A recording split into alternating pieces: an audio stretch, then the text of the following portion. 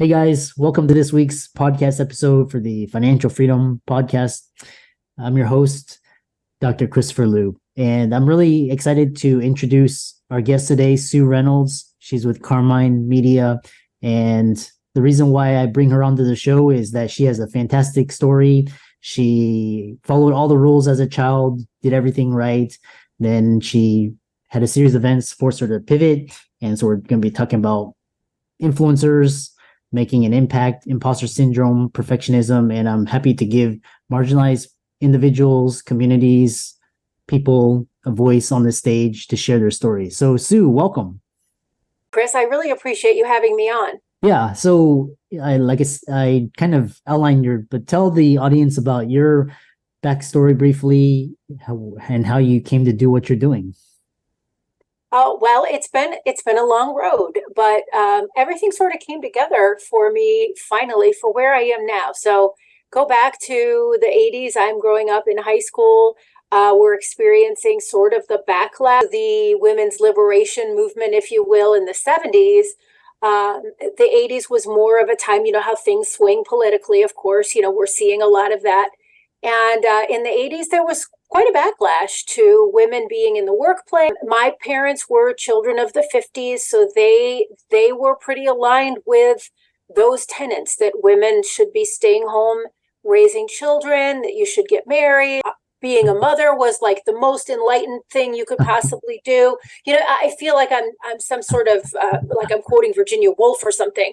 But in my mind, as a child, I was very influenced by all of that. I was also raised in a Catholic family, you know, so divorce was something that was just taboo. And I, you know what, I absorbed all of that. And that was my identity until I fell in love with a woman in about 7 years into my marriage.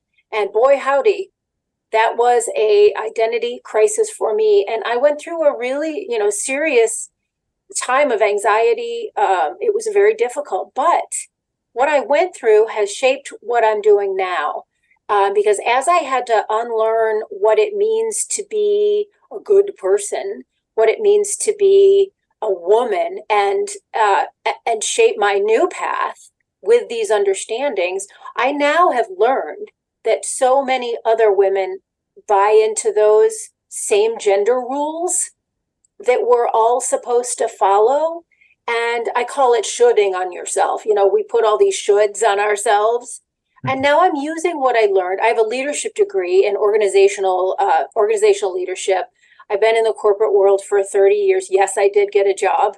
And I've learned a lot. And so all of a sudden, women are coming to me for advice on how to break out of these gender stereotypes. And I became accidentally famous on TikTok, posting that content. And now, yeah, you're right. I pivoted. And now I'm coaching and directing and trying to be an influencer in that space. I'm finding it really powerful because so many women have also absorbed those rules that put them in a very small box of who they're allowed to be in the world. Really, so it's really interesting because, you know, what you're talking about is basically a liberation. It started back in, way before there was like a scientific revolution, then there was like the artistic revolution, then there was like the 70s. And just the way you were describing the way things are, like these white picket fences, just that's not the way things work in our society today. But that's, growing up, that's how it was, but that's just such a like limited, narrow view. But so what's interesting is, so you talk about these narratives, and so the focus is women, but how does internalized bias just hold people back at work in general? It could be African American, it could be Asian, Latino, LGBTQ, all these. Oh, yeah. Explain more. Yeah. Yeah. And I have that intersectionality going on, with a woman, and having a woman as a partner. My partner and I have been together for more than 25 years now. You don't even know you're doing it. You don't even realize that you are marginalizing yourself, that you're putting yourself in a box. And one of the ways in which I guess I can articulate that is when I first started posting this content. What I was posting about was how to be assertive. how to stand up, where to sit when you go into a meeting. So many women will take the seat along the wall instead of actually sitting at the table, or we'll sit and make ourselves really small. And people joke about man spreading, right? Like on a subway or whatever. And we're the one that we do the opposite. We try to take up no space. Well, when I'm in the grocery store, I am so paranoid about being in someone's way. And I got that message that I was in the way as a child. And I think so many of us have that message. So where I'm going with this is that women don't even realize that they're thinking like this. So when I started posting this content, here's the comments that I got. I'm going to do a presentation about this in a few weeks. The question was, why do I have to act like a man to get ahead? I don't want to act like a man in the office. And what I was articulating is how to be assertive. For example, let me give you some examples. Instead of saying, I'm sorry to bother you, but can you help me with XYZ? You just say, do you have a moment? I need help. Instead of apologizing all the time. I'm sorry, can you help me? I'm sorry, you're probably busy. I'm sorry. Women, we're taught to do that because we are supposed to be not in the way, where other people's needs come before ours. So when I suggested the horror that you don't apologize, and instead you say, do you have a moment? I have a question. They attributed that to acting like a man. Mm-hmm. And I find that fascinating, honestly. It's a little disheartening, but it's also fascinating because that's the box that we're all in, or a lot of us are in. And it makes them feel like it was a trigger. They were triggered by it.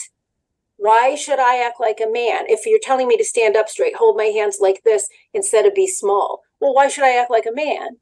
I'm telling you to take up space. I'm telling you to be equal. And I think that if you're in a marginalized group, there are those stories that are in your head, no matter whatever the message is that you got.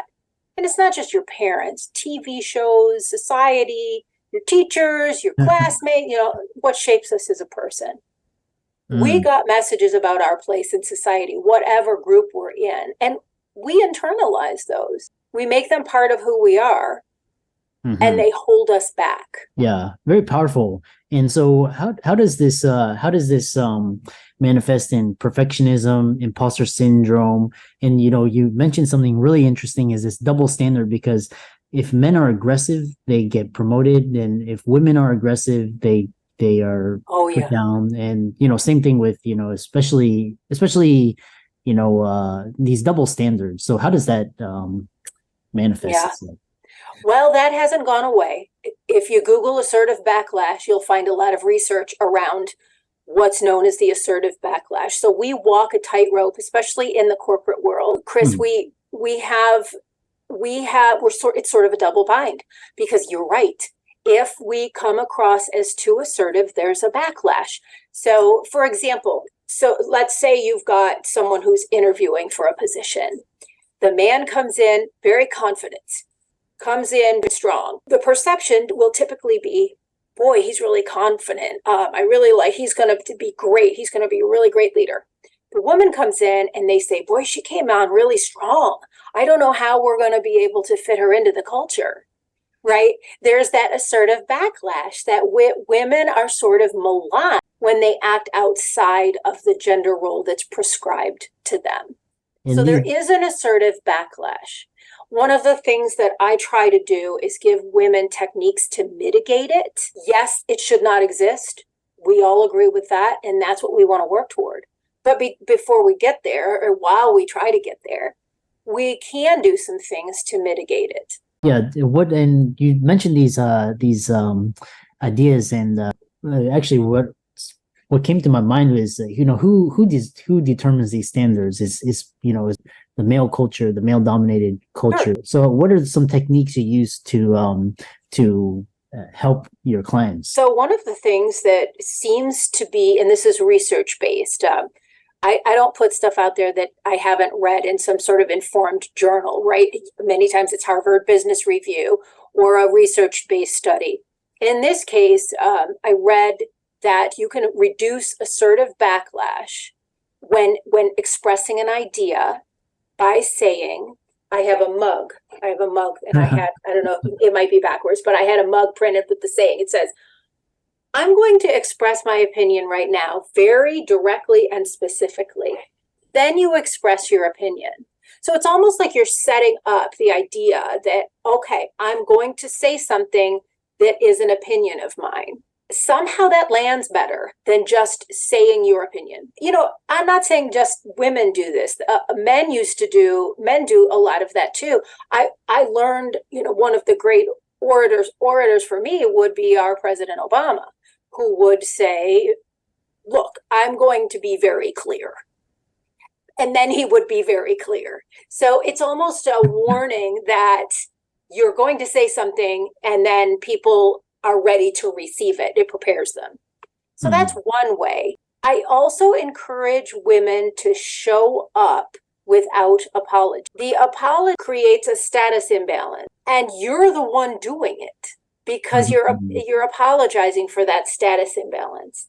So don't go into a conversation and immediately put yourself second, although we've been taught to do that.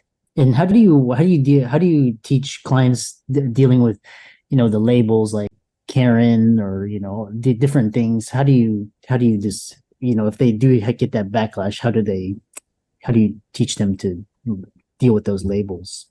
Yeah, if somebody's labeling you, that's disrespectful. And you teach people how to treat you by what you tolerate. You can be kind and still clear about what you will tolerate and what you won't tolerate.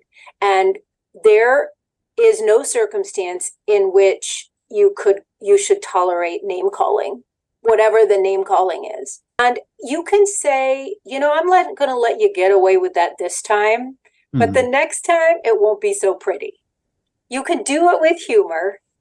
You can do it with a smile. You can do it graciously. You don't have to have a temper tantrum. You don't have to get all ruffled. You can just let them know, you got away with that this time, but next time you call me a Karen or call me a name, we're going to have a problem. And as long as you continue to work on building relationships with your coworkers, positive relationships, and that goes for all of us, then you can get away with some of that education when it needs to happen. Yeah. Interesting. Another follow-up question I had is, so do you think these ideas of perfectionism and imposter syndrome, is that a symptom of the status imbalance of, what you're talking about, and basically encouraging clients to accept their imperfection and own up to who they are? I think that I just listened to a Harvard Business Review podcast about perfectionism just yesterday when I was at the gym. It occurs in high achieving people, not just women, although it does occur with women more.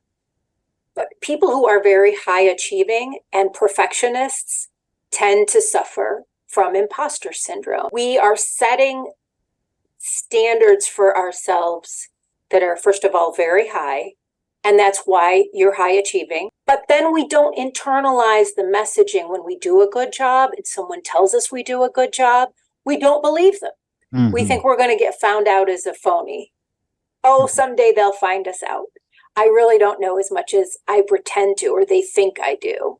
And yeah, I think that there's a disconnect between what we present to the world as our best self and what we know is true to be about ourselves, because we know all the bad stuff, right? We know what goes through our minds. We know the mistakes and the failures we've made. They don't necessarily have all of that data. So they're looking at us like a very accomplished person, and we're looking at our whole self and focusing on the negative, which all humans do. High achieving perfectionists are going to be especially plagued with imposter syndrome. And the thing is, there's a good and a bad side to most every personality trait, right? So it might be the constant striving for improvement that imposter syndrome creates that makes us experts, it makes us better. But while we're in it, it's not a fun feeling. It can be very debilitating.